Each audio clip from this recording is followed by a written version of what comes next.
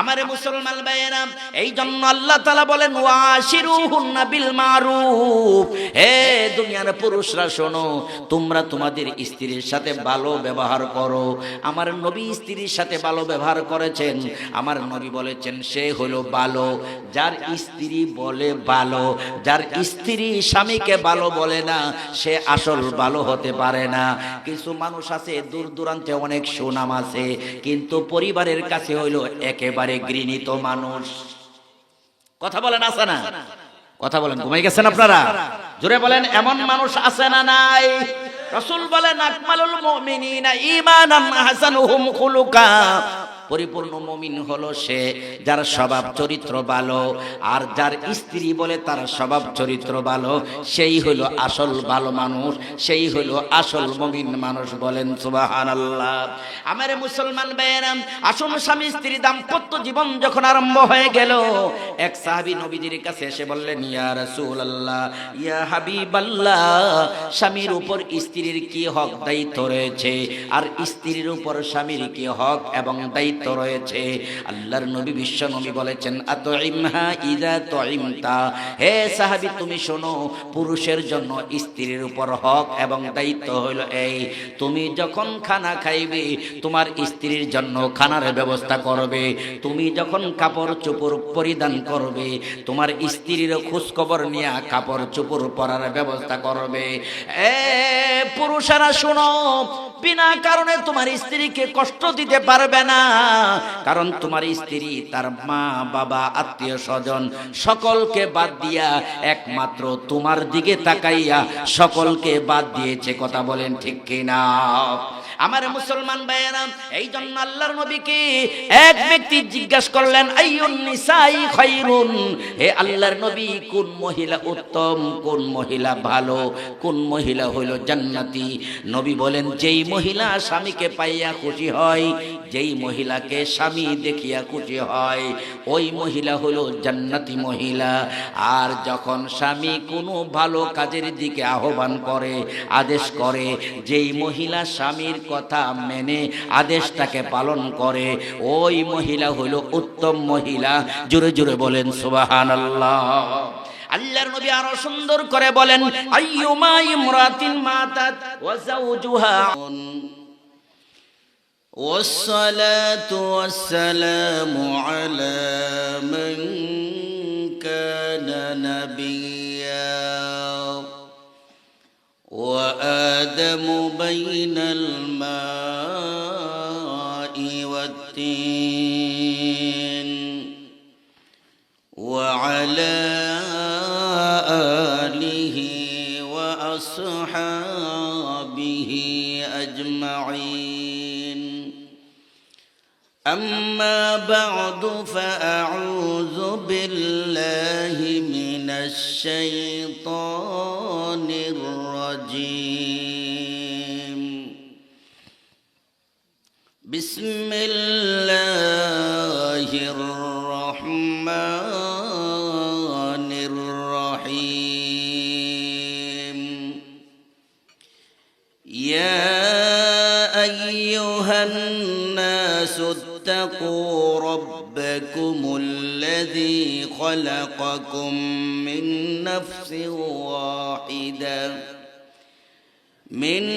نفس واحدة وخلق منها زوجها وبث منهما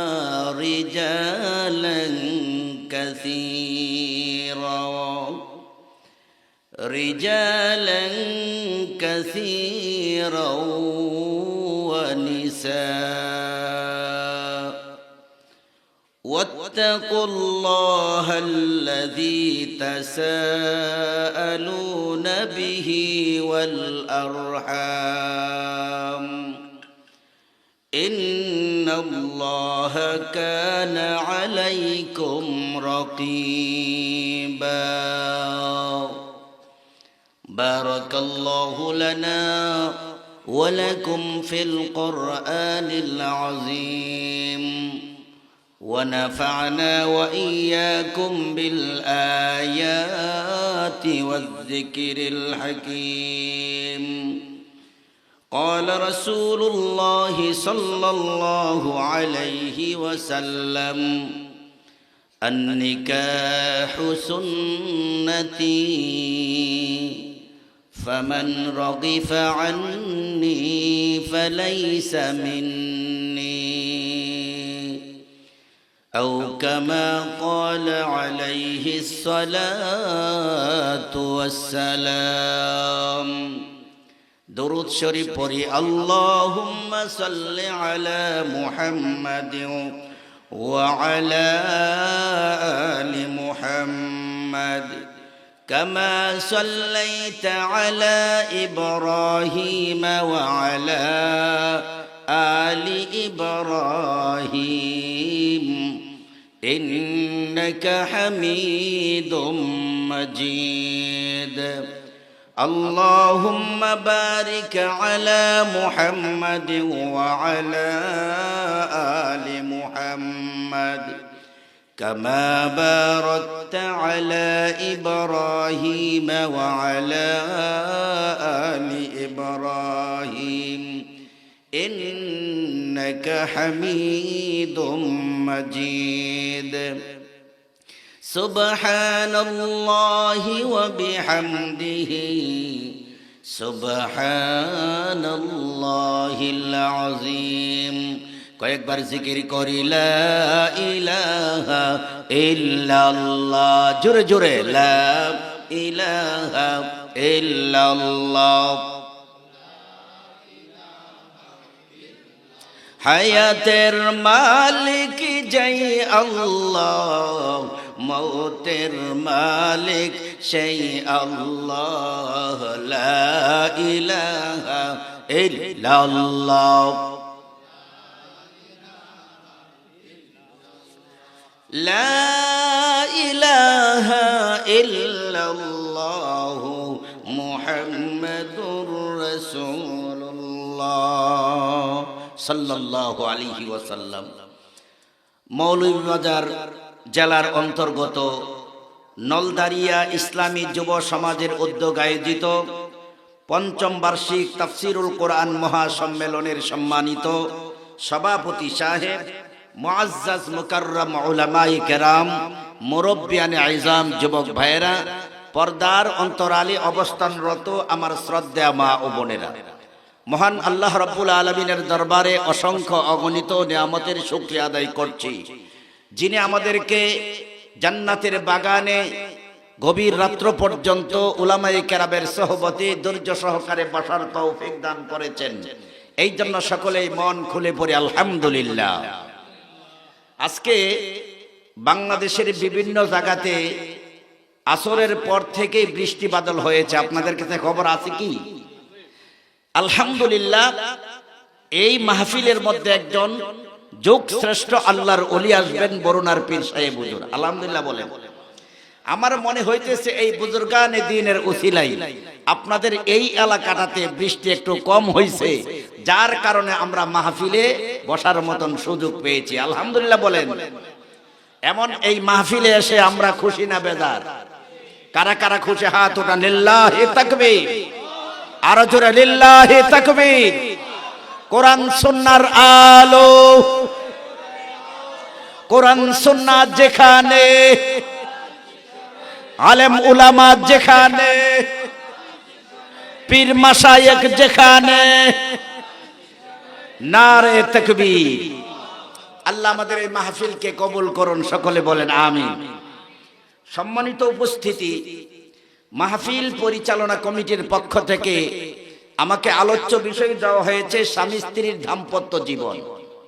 সেই বিষয়ের উপর আমি আপনাদের সামনে পবিত্র কোরআনুল কারীমের সূরা নিসার একটি আয়াত তিলাওয়াত করেছি। সেই আয়াতে মহান আল্লাহ রাব্বুল আলামিন সেই বিষয়ে আলোচনা করেছেন। আল্লাহ তাআলা আমাকে বলার, আপনাদেরকে শোনার, অবশেষে সকলকে আমল করার তৌফিক দান করুন, সকলে বলি আমিন। স্বামী স্ত্রী দাম্পত্য জীবনের আলোচনার আগে আমাদের জানতে হবে স্বামী এবং স্ত্রী কখন হয়, কিভাবে হয়। স্বামী এবং স্ত্রী যখন হবে তখন স্ত্রীর জন্য করণীয় কি আর স্বামীর জন্য করণীয় কি, এটা হলো দেখার বিষয়।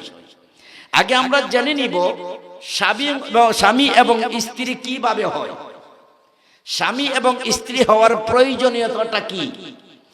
এই জন্য আল্লাহ রাব্বুল আলামিন কোরআনুল কারীমের মধ্যে বিভিন্ন জায়গায় স্বামী এবং স্ত্রীর হক সম্পর্কে আলোচনা করেছেন। আসুন আমার মুসলমান ভাইয়েরা, সেই স্বামী এবং স্ত্রী হওয়ার জন্য পূর্ব শর্ত হলো বিবাহ শাদী। এই বিবাহ শাদীটা হলো আমাদের নবী বলেন, আন-নিকাহু সুন্নতি ফামান রাগিফা আন্নি ফালাইসা মিন্নি। বিবাহ বন্ধন হলো আমি নবীর একটা গুরুত্বপূর্ণ সুন্নত। আর যারা এই বিবাহ বন্ধন থেকে দূরে থাকবে, বিবাহ বন্ধন করবে না, রাসূল বলেন সে আমার উম্মতের অন্তর্ভুক্ত হবে না। বলেন নাউযুবিল্লাহ। আমার মুসলমান ভাইরা, এই জন্য মহান আল্লাহ রাব্বুল আলামিন স্বামী এবং স্ত্রীর দাম্পত্য জীবনের জন্য পূর্ব শর্ত বিবাহ বন্ধনের মাধ্যমে করেছেন। যেই বিবাহ বন্ধন শুধু আপনার আমার জন্য নতুন নয়, আমাদের বাবা আদম আলাইহিস সালাতু ওয়াস সালাম থেকে নিয়ে এই পর্যন্ত বিবাহ বন্ধনের নিয়ম নীতি চলে আসছে। কথা বলেন ঠিক কিনা? আমার মুসলমান ভাইয়েরা, বাবা আদমকে যখন রব্বুল আলামিন সৃষ্টি করলেন, জান্নাতের ভিতরে প্রবেশ করাইলেন, বাবা আদম বললেন, হে আল্লাহ, আমার তো একা একা ভালো লাগে না, আমার একজন সহধর্মিণী যদি হতো তাহলে আমার ভালো হতো। রব্বুল আলামিন বাবা আদমের প্রার্থনা শুনে সঙ্গে সঙ্গে বললেন, হে আদম, তোমার চেয়ে আরো সুন্দর করে, তোমার চেয়ে আরো কোমল করে তোমার বাম পাশের পাজরের হাড্ডি দিয়া আমি তোমার সহধর্মিণী হাওয়াকে বানিয়ে দিব। বলেন সুবহানাল্লাহ। আমার মুসলমান ভাইয়েরা, তাই বাবা আদমকে সুখ শান্তি আরো বাড়ায় দেওয়ার জন্য মা হাওয়া আলাইহিস সালাতু ওয়াস সালামকে রব্বুল আলামিন সৃষ্টি করলেন। আর আল্লাহ তাআলা বিধান দিলেন, হে আদম, হাওয়ার সাথে তোমার মিলন করার আগে বিবাহ বন্ধনের ব্যবস্থা করব, তবে বিবাহ বন্ধনের আগে তোমার মহরানা আদায় করতে হবে। বাবা আদম বললেন, প্রভু হে, আমি কোথায় থেকে মহরানা আদায় করব? আমার তো টাকা নাই, পয়সা নাই, কোনো কিছু নাই। আল্লাহ তাআলা বললেন, হে আদম, যদি কিছুই তোমার না থাকে, জান্নাতের দরজার মধ্যে আমার নামের সাথে একটা নাম লেখা। তিনি হলেন আমার প্রিয় নবী মুহাম্মদুর রাসূলুল্লাহ সাল্লাল্লাহু আলাইহি ওয়াসাল্লাম। আমার নবীর উপর 10 বার দরুদ শরীফ পড়ে নেন, আপনার মহরানার হক আদায় হয়ে যাবে। আর জোরে কোন। আমার মুসলমান ভাইয়েরা, এর দ্বারা বোঝা গেল বাবা আদমকে রব্বুল আলামিন জান্নাতের ভিতরে বিবাহ বন্ধনের ব্যবস্থা করেছেন। সেই বাবা আদম থেকে নিয়ে এই পর্যন্ত বিবাহ বন্ধনের রীতি নীতি চলে আসছে। সুতরাং বিবাহ বন্ধনের মাধ্যমে স্বামী এবং স্ত্রী হয়, আর স্বামী এবং স্ত্রীর মাধ্যমে যেই সন্তান হয়, ওই সন্তানটা হয় বৈধ সন্তান। আর বিবাহ বন্ধন ছাড়া যত সন্তান হয়, ওই সন্তানগুলি হয় অবৈধ সন্তান। কথা বলেন ঠিক কিনা?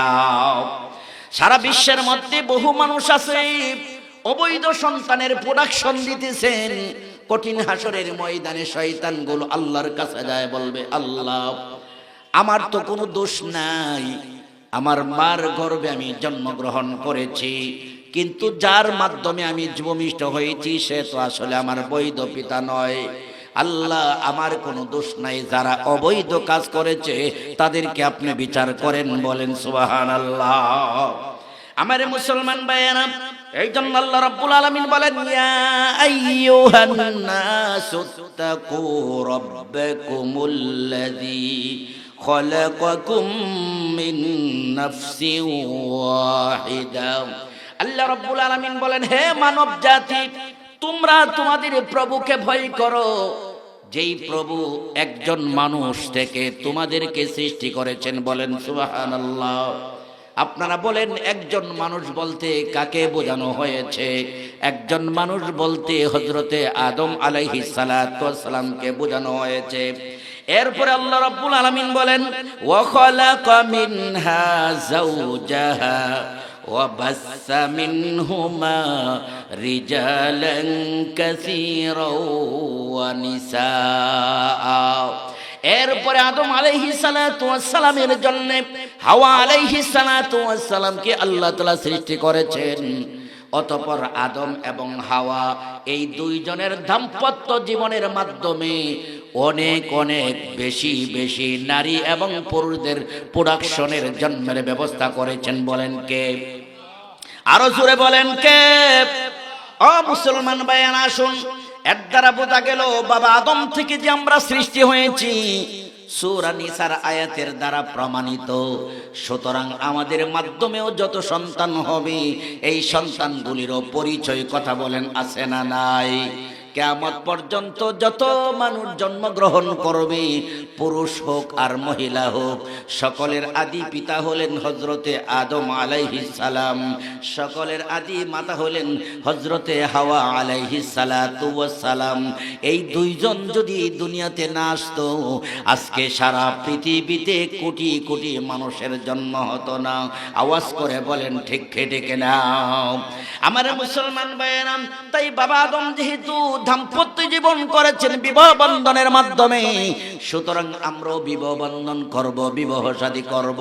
আর এই বিবাহ শাদী হইল নবীজির একটা সুন্নাত। অন্য হাদিস শরীফের মধ্যে আল্লাহর নবী বলেন, আন-নিকাহু নিসফুল ঈমান, বিবাহ বন্ধন হলো ঈমানের অর্ধেক। যেই যুবক যেই যুবতী বিবাহ শাদী করলো, তার ঈমানটা পরিপূর্ণ হলো। যে বিবাহ শাদী পরিপূর্ণ করলো না, সে কোনোদিন কামিল মুমিন হতে পারে না।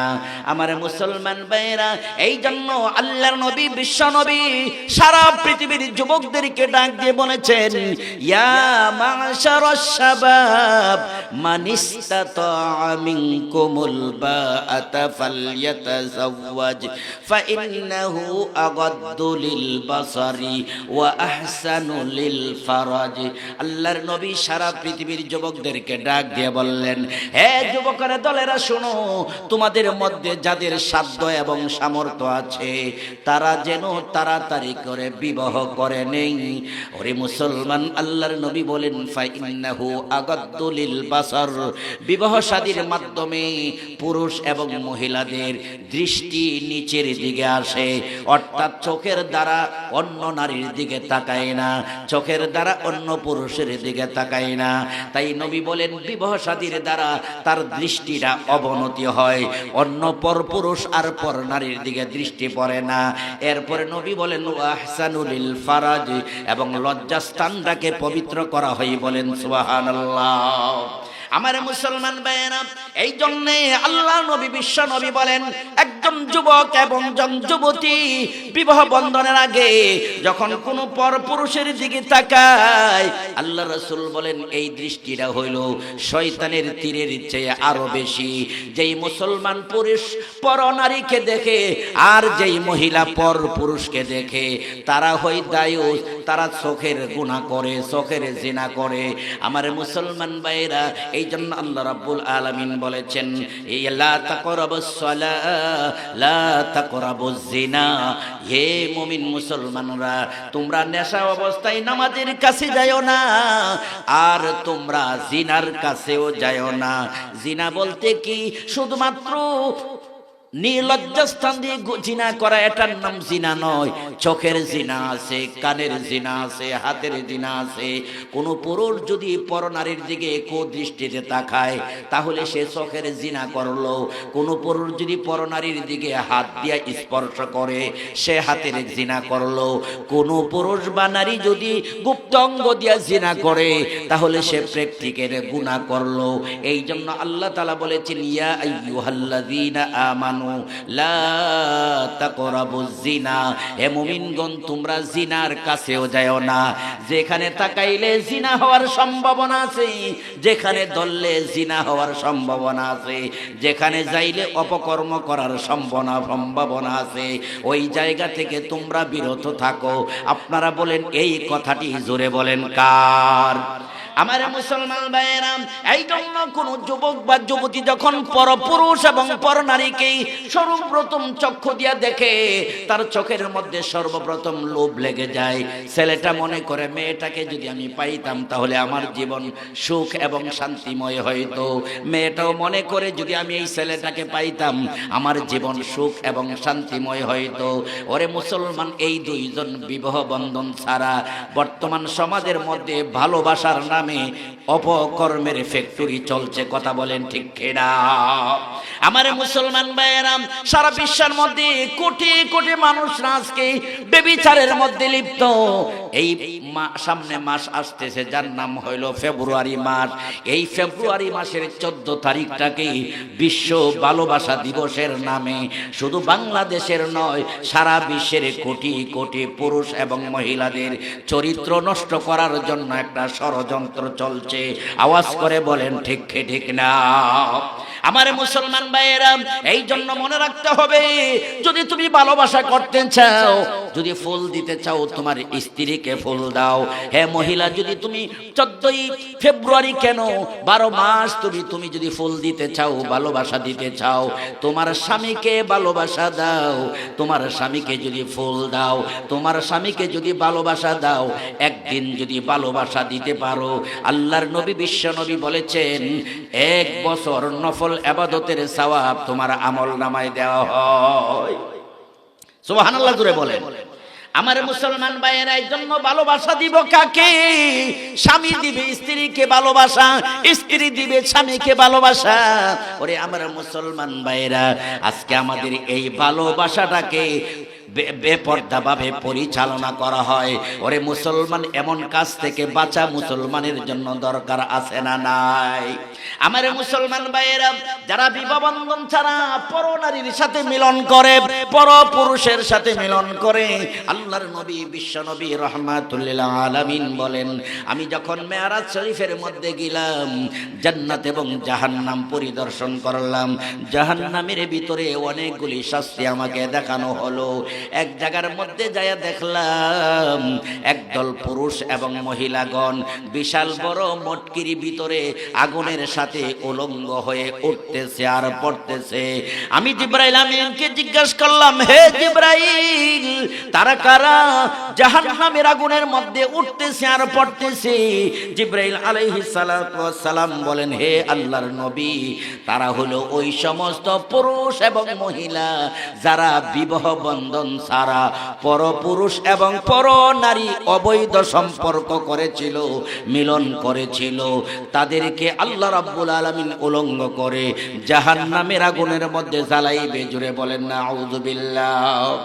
আল্লাহর নবী বিশ্ব নবী রাহমাতুল লিল আলামিন কিয়ামতের অনেকগুলি নিদর্শন আলোচনা করেছেন।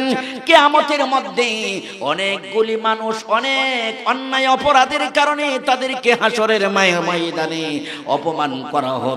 তন্মধ্যে একদল পুরুষ এবং মহিলা, তাদের লজ্জাস্থান থেকে দুর্গন্ধ এমন বের হবে, হাসরবাসীগণ নাকের মধ্যে কাপড় ধরার জন্য চেষ্টা করবে, নাকের মধ্যে হাত ধরে বন্ধ করার জন্য চেষ্টা করবে। সাহাবায়ে কেরাম বললেন, ইয়া রাসূলুল্লাহ, কোন সকল পুরুষ এবং মহিলাদের গুপ্তাঙ্গ দিয়া এমন দুর্গন্ধ বের হবে? নবী বলেন, যারা বিবাহ শাদী ছাড়া অবৈধ সম্পর্ক করেছিল, জিনা অপকর্ম করেছিল, ওই সমস্ত নারী পুরুষদের গুপ্তাঙ্গ দিয়ে হাসরের ময়দানে দুর্গন্ধ বের হবে। জুড়ে জুড়ে বলেন নাউযুবিল্লাহ। আমার মুসলমান ভাইয়েরা, আসুন, এই জন্য দাম্পত্য জীবনের জন্য পূর্ব শর্ত হলো বিবাহ বন্ধন। তাই আল্লাহর নবী বিশ্ব নবী বলেছেন, বিবাহ বন্ধনের মাধ্যমে চোখের দৃষ্টি অবনত হয় এবং তার লজ্জাস্থানটাকে পবিত্র করা হয়। যদি অপাত্রের মধ্যে ব্যবহার করা হয়, তার লজ্জাস্থানটা এরকম ভাবে নাপাক হয়ে যায়। আল্লাহর নবী বিশ্ব নবী বলেন, মাইয়াজমাল্লি মা বাইনাল লিহিয়াইহি ওয়া মা বাইনা রিজলাইহি আজমাল্লাহুল জান্নাহ। নবী বলেন, আমার যেই উম্মত দুই ঠোঁটের মধ্যস্থল জিহ্বাটাকে অবৈধ কথা বলা থেকে, অবৈধ বস্তু খাওয়া থেকে হেফাজত করবে এবং দুই উরুর মধ্যস্থল লজ্জাস্থানটাকে জিনা বেবিচার কাজ থেকে বাঁচিয়ে রাখবে, নবী বলেন, আমি তার জন্য জান্নাতের জিম্মাদার হইলাম। সুবহানাল্লাহ জোরে বলেন।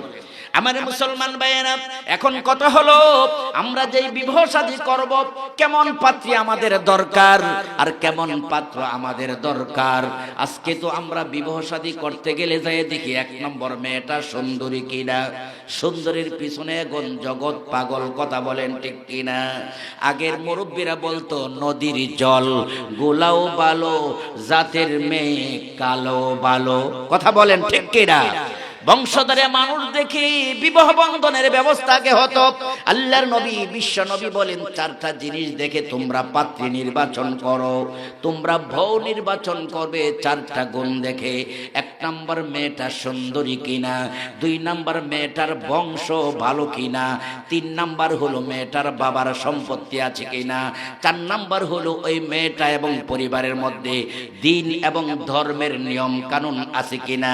নবী বলেন যেই মেয়ের ভিতরে সৌন্দর্যতা নাই, যেই মেয়ের মধ্যে বংশধারিত্ব নাই, আর যেই মেয়ের বাপ মার সম্পদ নাই কিন্তু তার মধ্যে দিনদার আছে, রাসূল বলেন ফাজবার বিজাতিদ দ্বীন, তুমি তিনটা জিনিসকে বাদ দিয়া দিনকে প্রাধান্য দিয়া বিয়ে শাদী করো, তাহলে তোমার এই সংসারের মধ্যে দাম্পত্য জীবনের মধ্যে হবে সুখ এবং শান্তিময়। জোরে জোরে বলেন সুবহানাল্লাহ। আমার মুসলমান ভাইয়েরা, কিন্তু মই মুরব্বিদের কথা এখন আমরা শুনতে রাজি না। বাবাও জানে না, মাও জানে না। ছাত্র জীবনের মধ্যে ভালোবাসা করে একজন আরেকজনের সাথে প্রেম আলাপ করতে করতে চুক্তিবদ্ধ হয়ে গেছে। এমনকি বর্তমানে গোপনীয় ভাবে কাজী অফিসের মধ্যে যায় বিবাহ শাদী করে নেয়। বাবাও জানে না, মাও জানে না। বিদেশে যাওয়ার পরে 2 বছর পরে কয়, আম্মা আমি অমুক মেয়েকে চয়েস করেছি, ভালোবেসেছি, যদি আমাকে বিবাহ না করাও তাহলে আমি আত্মহত্যা করব। মেয়েরাও এই কথা বলে, ছেলেরাও এই কথা বলে, কিন্তু দেখা যায় 2 পরিবারের মধ্যে অ্যাডজাস্ট হয় না, কথা বলেন ঠিক কিনা। আমার মুসলমান ভাইয়েরা, এই জন্য আল্লাহর নবী বলেন সৌন্দর্য দেখবা, ধন সম্পদ দেখবা, বংশ ভালো কিনা দেখবা, কিন্তু তিনটাই যদি না থাকে, ওই পরিবারের মধ্যে যদি দিন ধর্ম থাকে, নামাজি হয়, পর্দানিশী হয়, তাহলে তুমি দিনটাকে প্রাধান্য দাও। এমন ভাবে দিনকে প্রাধান্য দিয়ে যদি আমাদের বিবাহ শাদীটা হয়, ওই বিবাহের মধ্যে হবে দাম্পত্য জীবনের মধ্যে হবে সুখ আর শান্তি। জোরে জোরে বলেন সুবহানাল্লাহ। আমার মুসলমান ভাইয়েরা, এই জন্য আল্লাহর নবী বিশ্ব নবী রাহমাতুল লিল আলামিন বলেন কোন বিবাহ হইল বরকতময়, কোন বিবাহ হইল বরকতময়। আল্লাহর নবী বলেন যেই বিবাহের মধ্যে খরচ হয় কম, ব্যয় হয় কম, ওই বিবাহটা হইল বরকতময় বিবাহ। আজকে আমাদের সমাজের মধ্যে বরকত হয় না কেন? বিবাহ শাদীর মধ্যে অপচয় হয় বেশি, কথা বলেন ঠিক কিনা।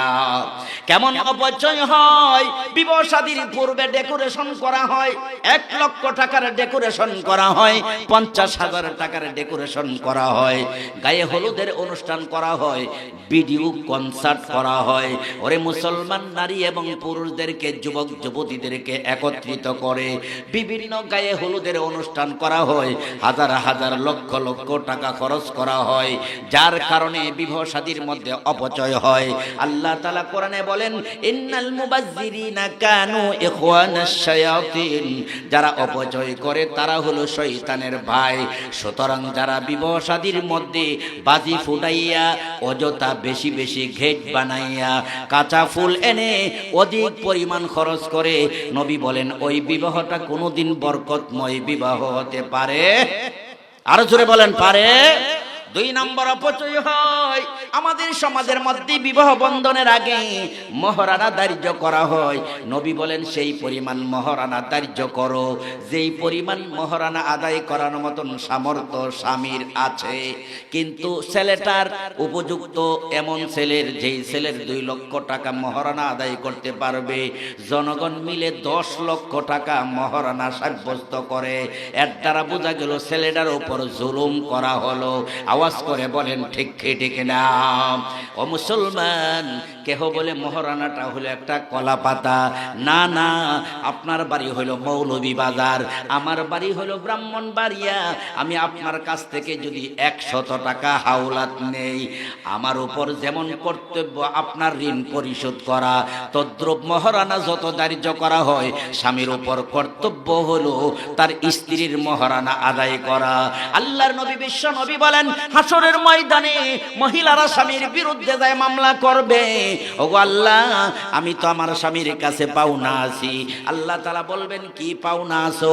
তখন স্ত্রী বলবে, আমার স্বামীর মহারানা ছিল 10 লক্ষ টাকা, 2 লক্ষ টাকার মাল দিয়েছে, আর 8 লক্ষ টাকা বাকি রয়েছে। তখন স্বামীর নেকের অংশ থেকে কেটে কেটে স্ত্রীকে দিয়া এরপরে স্ত্রী স্বামীর মহারানা আদায় করে ক্ষান্ত হবে। ওরে মৌলভীবাজারের মুসলমান ভাইয়েরা, এমন মহারানা ধার্য করবেন না যেই পরিমাণ মহারানা ছেলের পক্ষে আদায় করা সম্ভব নয়। ইনশাআল্লাহ রাজি আছেন? আমার মুসলমান ভাইয়েরা, এই জন্য আমার মুসলমান ভাইয়েরা, আল্লাহর নবী বিশ্ব নবী বলেন, একটা স্বামী একটা স্ত্রী দুইজন যখন দাম্পত্য জীবন আরম্ভ করে দেয়, বিবাহ শাদীর আগে তখন ছিল তাদের জন্য দেখা সাক্ষাৎ হারাম, বিবাহ বন্ধনের পরে তাদের সাথে দেখা সাক্ষাৎ হলো হালাল। এই বিবাহ শাদীর জন্য শরীয়তের নিয়ম রয়েছে, 2 জন সাক্ষী থাকতে হবে। কথা বলেন ঠিক কিনা? 2 জন সাক্ষী থাকতে হবে যখন এজিন নেওয়া হয়, ইজাব এবং কবুল নেওয়া হয়। 2 নাম্বার কথা হলো, একজন বরকতের জন্য আলেম রাখা চাই। ওই আলেম সাহেব সুন্নত তরিকায় বিবাহর কথাবার্তা বলবে, এবং নবীজি বিবাহ বন্ধনের সময় যেই খুতবা আদায় করেছিল, ওই খুতবাটা আদায় করতে হবে। আমার মুসলমান ভাইরা, এই সুন্নত তরিকায় যদি বিবাহ বন্ধন হয়, এই বিবাহটা হবে আল্লাহর নবীর সুন্নত। জোরে বলেন সুবহানাল্লাহ। আমার মুসলমান ভাইরা, এই জন্য নবী বলেন, যখন কোনো একটা ছেলের সাথে মেয়েটার বিবাহ বন্ধন হয়ে যায়, তখন ছেলের উপর কয়েকটা কর্তব্য আল্লাহ তাআলা কোরআনে কারীমের মধ্যে বলেন, ওয়াশিরুহুন্না বিল মারুফ। হে পুরুষেরা শোনো, তুমি তোমার স্ত্রীর সাথে ভালো ব্যবহার করো, স্ত্রীর সাথে কোনোদিন দুর্ব্যবহার করবে না। আমাদের সমাজের মধ্যে এমন কিছু পুরুষ আছে, নেশা করে, বিভিন্ন ভাবে অপচয় করে, স্ত্রীকে প্রতি বছরে 12 বার পিটুনি দেয়, আর কয়, তোর বাবা আমেরিকা থাকে, লন্ডন থাকে, 5,000 টাকা নিয়ে আয়, 10,000 টাকা নিয়ে আয়। যদি না দেয়, স্ত্রীকে মারধর করে। এমন পুরুষ, কথা বলেন, আছে না নাই? আল্লাহর নবী বলেছেন, যুবক, যখন তুমি বিবাহ বন্ধন করেছো, তখন এই মেয়েটার দায়িত্ব তোমার উপর অর্পণ করা হয়েছে। তোমার উপর হক এবং দায়িত্ব হলো এই মেয়েটার সাথে ভালো ব্যবহার করা, আর এই মেয়েটার ভরণ পোষণ দেওয়া। এটা হলো তোমার উপর কর্তব্য। যেই সকল পুরুষরা নিজের কর্তব্য পালন না করে স্ত্রীকে যৌতুকের জন্য মারধর করে, বিভিন্ন সময় বাবার বাড়ি থেকে টাকা আনার জন্য মারধর করে, তারা হবে জালেম, তারা হবে অত্যাচারী। কথা বলেন ঠিক কিনা? আবার এমন কিছু পুরুষ আছে, এক স্ত্রীর হক আদায় করতে পারে না, একাধিক বিবাহ শাদী করে। এমনও পুরুষ আছে না নাই? ওরে মুসলমান, যদিও শরীয়তের দৃষ্টিতে 4টা বিবাহ বন্ধন একজন পুরুষের জন্য জায়েজ আছে, তবে শর্ত হলো 4 জন স্ত্রীর ভরণ পোষণ, খাওয়া দাওয়া, কাপড় চোপড় সবগুলি দেওয়ার মতন সামর্থ্য তোমার থাকতে হবে। তুমি একজন স্ত্রীর হক আদায় করতে পারো না, তোমার জন্য দ্বিতীয় বিবাহ করা উচিত নয়। একজন স্ত্রীর হক আদায় করতে পারো না, তোমার জন্য তৃতীয় চতুর্থ বিবাহ করা উচিত নয়। কারণ এই মহিলাগুলি যদি আল্লাহর দরবারে বদদুয়া করে, এই বদদুয়ার কারণে তুমি জাহান্নামী হইতে পারো। কথা বলেন ঠিক কিনা? আল্লাহর নবী বিশ্ব নবী বলেন, আমার উম্মতরা শোনো, যেই পুরুষ একাধিক বিয়ে করে, বিয়ে করার পরে যদি সকল স্ত্রীর প্রতি সমান সমান হক আদায় না করতে পারে, কঠিন হাসরের ময়দানে তাকে দ্বিখণ্ডিত করা হবে। আমাদের দেশে যেমন করাত দিয়া গাছকে চিরানো হয়, কাটা হয়, তদ্রূপ যেই সকল পুরুষরা একাধিক বিবাহ করে, একাধিক স্ত্রীর যদি হক আদায় না করতে পারে, কঠিন হাসরের ময়দানে তাকে দুই টুকরা কইরা জাহান্নামের শাস্তি দেওয়া হবে। জোরে বলেন নাউযুবিল্লাহ। আমারে মুসলমান ভাইয়েরা, এই জন্য আল্লাহ তাআলা বলেন ওয়াশিরুহুন্না বিল মারুফ। হে দুনিয়ার পুরুষরা শোনো, তোমরা তোমাদের স্ত্রীর সাথে ভালো ব্যবহার করো। আমার নবী স্ত্রীর সাথে ভালো ব্যবহার করেছেন। আমার নবী বলেছেন সে হলো ভালো যার স্ত্রী বলে ভালো। যার স্ত্রী স্বামীকে ভালো বলে না, সে আসল ভালো হতে পারে না। কিছু মানুষ আছে দূর দূরান্তে অনেক সুনাম আছে, কিন্তু পরিবারের কাছে হইলো একেবারে ঘৃণিত মানুষ। কথা বলেন আছে না? কথা বলেন, ঘুমাই গেছেন আপনারা? জোরে বলেন, এমন মানুষ আছে না নাই? রাসূল বলেন আকমালুল মুমিনিনা ঈমানান আহসানুহুম খুলুকা। পরিপূর্ণ মুমিন হলো সে যার স্বভাব চরিত্র ভালো, আর যার স্ত্রী বলে তার স্বভাব চরিত্র ভালো, সেই হলো আসল ভালো মানুষ, সেই হলো আসল মুমিন মানুষ। বলেন সুবহানাল্লাহ। আমারে মুসলমান ভাইয়েরা, আসুন স্বামী স্ত্রী দাম্পত্য জীবন যখন আরম্ভ হয়ে গেল, এক সাহাবী নবীজির কাছে এসে বললেন ইয়া রাসূলুল্লাহ, ইয়া হাবিবাল্লাহ, স্বামীর উপর স্ত্রীর কি হক দায়িত্ব রয়েছে, আর স্ত্রীর উপর স্বামীর কি হক এবং দায়িত্ব রয়েছে? আল্লাহর নবী বিশ্ব নবী বলেছেন আতইমহা ইযা তুইমতা। হে সাহাবী, তুমি শোনো, পুরুষের জন্য স্ত্রীর উপর হক এবং দায়িত্ব হলো এই, তুমি যখন খানা খাইবে তোমার স্ত্রীর জন্য খানার ব্যবস্থা করবে। তুমি যখন কাপড় চোপড় পরিধান করবে, তোমার স্ত্রীর খোঁজ খবর নিয়ে কাপড় চোপড় পরার ব্যবস্থা করবে। পুরুষেরা শোনো, বিনা কারণে তোমার স্ত্রীকে কষ্ট দিতে পারবে না, কারণ তোমার স্ত্রী তার মা বাবা আত্মীয় স্বজন সকলকে বাদ দিয়া একমাত্র তোমার দিকে তাকাইয়া সকলকে বাদ দিয়েছে। কথা বলেন ঠিক কিনা? আমার মুসলমান ভাইয়েরা, এই জন্য আল্লাহর নবীকে এক ব্যক্তি জিজ্ঞাসা করলেন আইয়ুন নিসাই খায়রুন। হে আল্লাহর নবী, কোন মহিলা উত্তম, কোন মহিলা ভালো, কোন মহিলা হইল জান্নাতি? নবী বলেন যেই মহিলা স্বামীকে পাইয়া খুশি হয়, যেই মহিলাকে স্বামী দেখিয়া খুশি হয়, ওই মহিলা হলো জান্নাতি মহিলা। আর যখন স্বামী কোনো ভালো কাজের দিকে আহ্বান করে, আদেশ করে, যেই মহিলা স্বামীর কথা মেনে আদেশটাকে পালন করে, ওই মহিলা হলো উত্তম মহিলা। জোরে জোরে বলেন সুবহানাল্লাহ। আল্লাহর নবী আরো সুন্দর করে বলেন আইয়ুমা ইমরাতিন মাতাত ওয়া যাওজুহা আনহা রাদিন দাখালাতিল জান্নাহ। নবী বলেন যেই মহিলা মারা যায় আর ওই মহিলার প্রতি যদি তার স্বামী খুশি থাকে, স্বামী সন্তুষ্ট থাকে, আমার স্ত্রীটা বড় ভালো ছিল, আমার স্ত্রীরা বড় নেককার পরহেজগার ছিল, আমার নবী বলেন ওই মহিলাটা হলো জান্নাতি মহিলা। জোরে জোরে বলেন সুবহানাল্লাহ। আমার মুসলমান ভাইয়েরা, তাই আল্লাহর নবী বিশ্ব নবী বলেন মহিলার মধ্যে কোন মহিলা অতি উত্তম? নবী বলেন আদ-দুনিয়া কুল্লুহা মাতা ওয়া খায়রু মাতা'id দুনিয়া আল মারআতুস সালিহা। দুনিয়ার মধ্যে যা কিছু আছে সব কিছু হলো সম্পদ। জমিন যেমন সম্পদ, দোকান হলো সম্পদ, ক্ষেত খামার হলো সম্পদ, বিভিন্ন চাকরি বাকরি হলো সম্পদ। নবী বলেন সকলের চেয়ে উত্তম সম্পদ হলো একজন নেককার রমণী। বলেন সুবহানাল্লাহ। যার বাড়ি আছে, ঘর আছে, দোকান আছে, টাকা আছে, পয়সা আছে, কিন্তু ঘরের বেগম ভালো না, ঘরের মধ্যে যাইলে বেগম স্বামীকে গালিগালাজ করে, স্বামীকে অশান্তি দেয়, স্বামীর কথা পালন করে না, এর চেয়ে কষ্ট দুনিয়ার মধ্যে আর দ্বিতীয় কোনো হইতে পারে না। কথা বলেন, কথা বলেন ঠিক কিনা? আর একজন মহিলার জন্য সারা দুনিয়ায় যদি সে কষ্ট পায়, আর তার স্বামীটা যদি তাকে আদর যত্ন করে, স্নেহ করে, এমন স্বামীর চেয়ে ভালো আর কোনো লোক হতে পারে না। কথা বলেন ঠিক কিনা? আমারে মুসলমান ভাইয়েরা আসুন, এই জন্য যার স্বামী ভালো ওই মহিলার ভাগ্য ভালো, যেই স্ত্রী ভালো ওই মহিলার স্বামী বড় ভালো। আল্লাহর নবী বিশ্ব নবী বলেছেন, আরবাউ মান উতিয়াহুন্না ফাকাদ উতিয়া খায়রাদ দুনিয়া ওয়াল আখিরা, লিসানুন যাকিরুন ওয়া কলবুন শাকিরুন ওয়া বাদানুন আলাল বালাই সাবিরুন ওয়া যাওজাতুন লা তাবগিহি খাওনান ফি নাফসিহা ওয়ালা ফি মালিহি। আল্লাহর নবী বলেছেন, যাকে চারটা জিনিস দেওয়া হয়েছে তাকে দুনিয়া এবং আখিরাতের অজস্র কল্যাণ দেওয়া হয়েছে। অর্থাৎ যেই ব্যক্তি চারটা বস্তু পেয়েছে, দুনিয়া এবং আখিরাতের সকল কল্যাণ পেয়েছে। এক নাম্বার হলো লিসানুন যাকিরুন, যে এমন একটা জিহ্বা পেয়েছে যেই জিহ্বা দিয়ে আল্লাহর জিকির করতে পারে। জোরে জোরে বলেন সুবহানাল্লাহ। এ মুসলমান, কুকুরের তো জিহ্বা আছে, ছাগলেরও জিহ্বা আছে, পশু পাখিরও জিহ্বা আছে, আর মানুষেরও জিহ্বা আছে। রাসূল বলেন, যে জিহ্বা দিয়ে আল্লাহর জিকির করতে পারে ওই লোকটা হলো বড় ভাগ্যবান।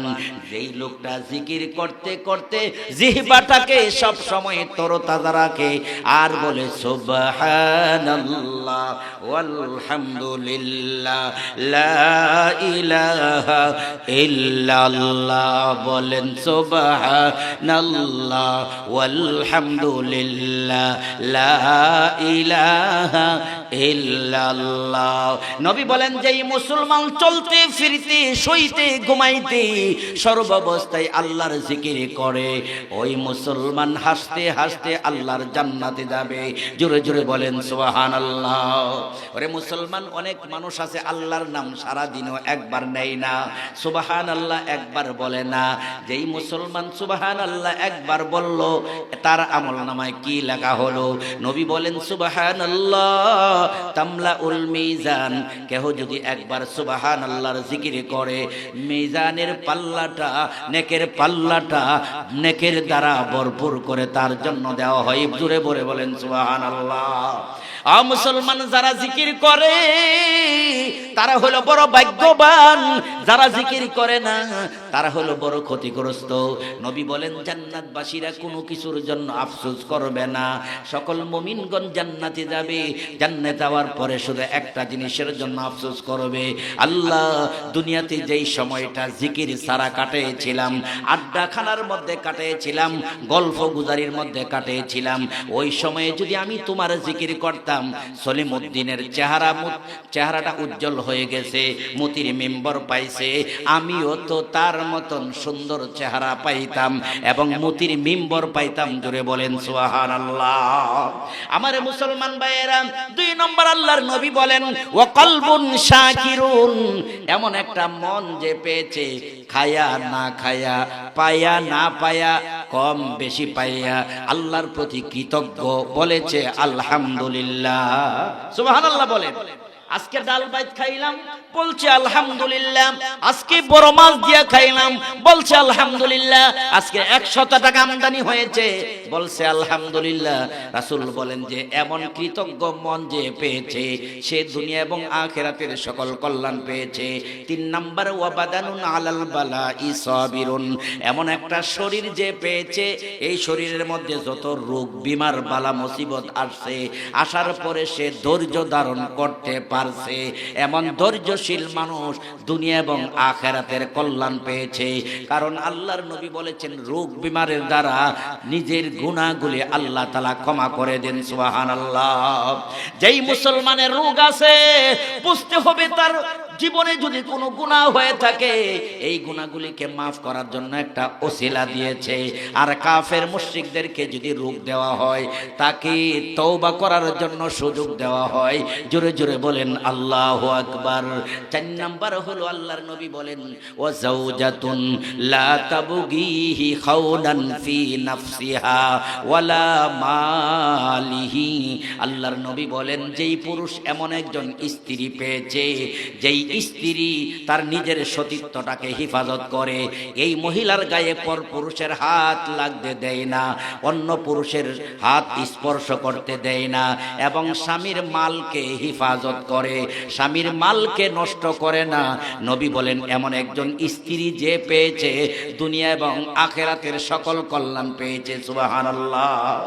আমার মুসলমান ভাইরা, এখানে বহু লোক রয়েছেন, এই চারটা কথা যে রাসূল বলেছেন, এই চারটা কথার মধ্যে গুরুত্বপূর্ণ বিষয় হলো যেই পুরুষ এমন একজন স্ত্রী পেয়েছে যেই স্ত্রী সতীত্ব রক্ষা করে, আর যেই পুরুষের স্ত্রী সতীত্ব রক্ষা করে না, পর পুরুষের সাথে সময় দেই, এই পুরুষের মনে একটা মুহূর্তের মধ্যে শান্তি নাই। কথা কোন ঠিক কিনা?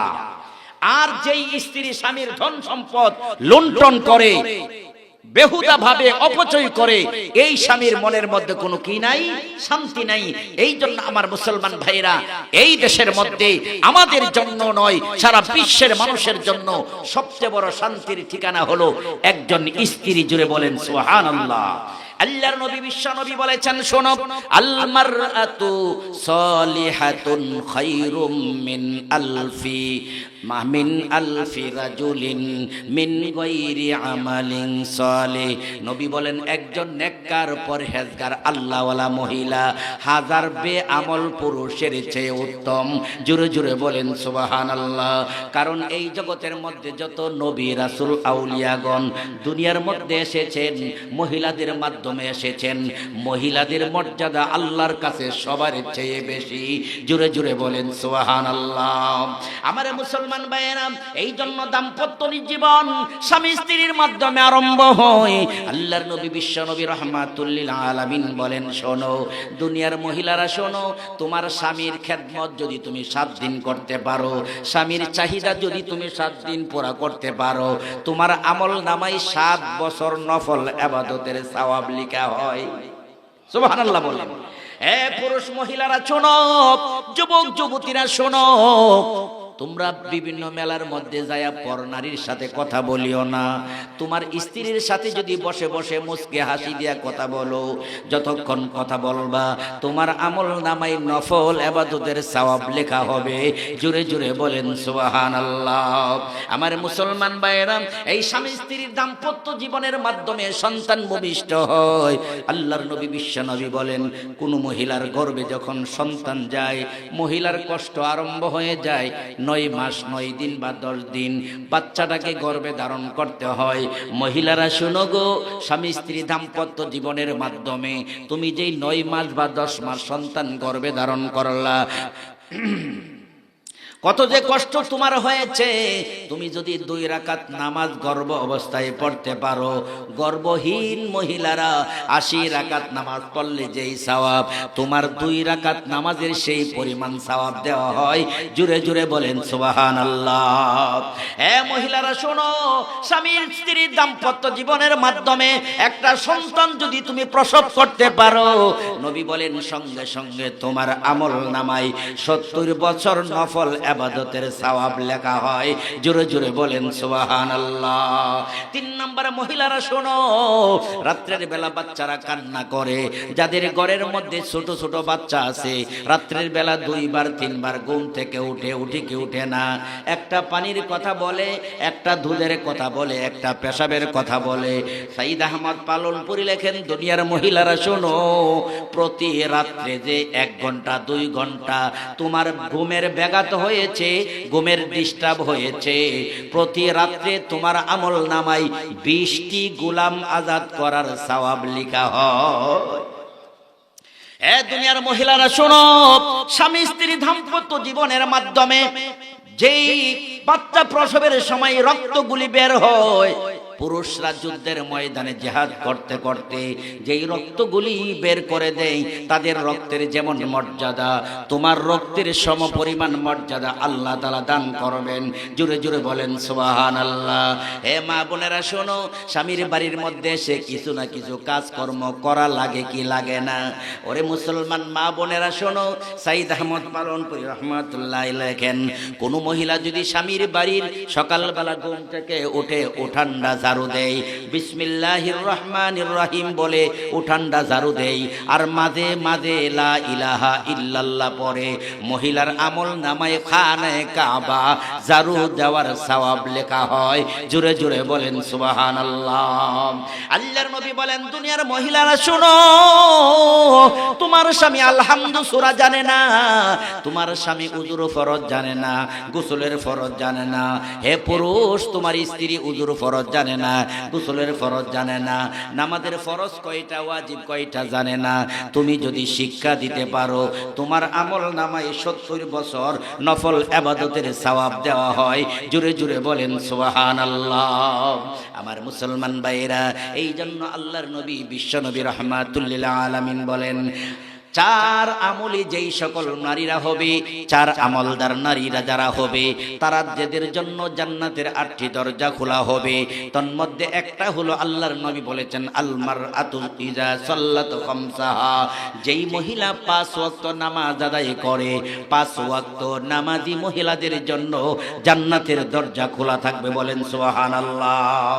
হে মা বোনেরা, বাচ্চার কারণে নামাজ ছাড়বেন না, সংসারের ব্যস্ততার কারণে নামাজ ছাড়বেন না, কারণ কঠিন হাসরের ময়দানে একদল জাহান্নামীদেরকে বলা হবে, মা সালাকাকুম ফি সাকার ক্বালু লাম নাকু মিনাল মুসাল্লিন। আল্লাহ তাআলা বলেন, একদল বেনমাজদেরকে বলা হবে, হে জাহান্নামীরা, তোমাদের কোন আমলের কারণে আজকে তোমরা জাহান্নামী হইলা, কোন অপরাধের কারণে তোমরা বলো? তখন তারা বলবে, লাম নাকু মিনাল মুসাল্লিন, আমরা নামাজি ছিলাম না, দুনিয়াতে সময় মতো নামাজ আদায় করেছিলাম না, যার কারণে আজকে আমরা জাহান্নামী হইলাম। জোরে জোরে বলেন না আউযুবিল্লাহ। হে আমার মৌলভী বাজারের মা বোনেরা শোনো, তোমার স্বামী আলেম, তোমার জন্য নামাজ মাফ নাই। তোমার স্বামী নেতা, তোমার স্বামী বড় হাজি কাজী, এর কারণে তোমার নামাজ মাফ নাই। নবীদের বাড়িতে একজন মহিলা কাজ করতেন, যার নাম রাবিয়া রাদিয়াল্লাহু তাআলা আনহা। নবীজি একদিন বললেন, রাবিয়া, তোমার কোনো কিছু চাওয়ার থাকলে বলতে পারো, আমি আল্লাহর দরবার থেকে মঞ্জুর করায়া দিব। রাবিয়া রাদিয়াল্লাহু তাআলা আনহা বলেন, ইয়া রাসূলুল্লাহ, আমি আপনার সাথে জান্নাতে থাকতে চাই। নবী বলেন, রাবিয়া গো, যদি আমার সাথে জান্নাতে থাকতে চাও, 5 ওয়াক্ত নামাজ সময় মতো আদায় করবা, তাহলে আমি নবীর সাথে জান্নাতে থাকতে পারবা। জোরে জোরে বলেন সুবহানাল্লাহ। হে মা বোনেরা, নামাজ আদায় করতে হবে। 2 নম্বর রাসূল বলেন, ওয়াসামাত শাহরাহা, যেই মহিলা রমজানে রোজা রাখে, তাদের জন্য জান্নাতের খোলা দরজা খোলা থাকবে। 3 নম্বর হলো ওয়া আতাআত বালাহা, যেই মহিলা স্বামীর কথা মেনে চলে।